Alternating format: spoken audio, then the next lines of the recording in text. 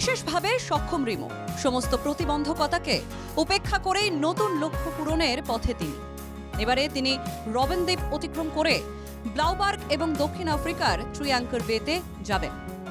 একটাই ব্যাপার ছিল যে জলকে কোনোদিনও আলাদাভাবে জলের প্রতি এমন একটা ভালোবাসা যে জলের কাছ থেকে আমি কোনোদিনও ডিঅ্যাটাচ হতে পারিনি, ইভেন এখনও অবধি।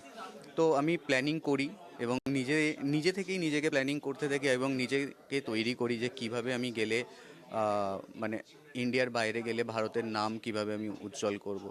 আর প্যারা সুইমার হিসেবে আমি ইন্ডিয়ায় প্রথম, ভারতবর্ষে আমি প্রথম যে প্যারা সুইমার হিসেবে আমি এই চ্যানেলটা করতে যাচ্ছি, যেটা কেপটাউনে। সেটাই দুটো স্লট আমি করছি, একটা 10 তারিখ এবং একটা 13 তারিখ। নতুন যাত্রায় রিমোর পাশে দাঁড়াতে এগিয়ে এসেছে স্ট্রাচি গ্রুপ। তো আমি বললাম না, এটা আমাদের ইনিশিয়েটিভ হওয়া উচিত।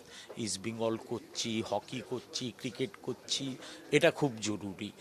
আর রিমোকে তো লাগবে এখন, ওর যা ইন্সপিরেশন স্টোরি ওটাই শুনিয়ে নতুন খেলোয়াড় তৈরি হবে। সুইমিংয়ে কেন, ফুটবলে, ক্রিকেটে ইন্সপায়ারিং স্টোরিজ তো স্পোর্টসম্যান। ছেলে যাতে লক্ষ্য পূরণ করে নির্বিঘ্নে ফিরে আসে সেই প্রার্থনাই করছেন রিমোর বাবা মা। ভয় তো লাগছেই, এত ট্রাগলিংটা করছে, ভয় লাগছে। ঈশ্বরকে ডাকছি যেন ভালো মতো করে ফিরে আসতে পারে। হ্যাঁ, ছেলে ছোটবেলা শারীরিক প্রবলেম ছিল, কিন্তু যাই হোক ভগবানের দয়া আস্তে আস্তে আস্তে আস্তে করতে করতে একটু এগিয়েছে।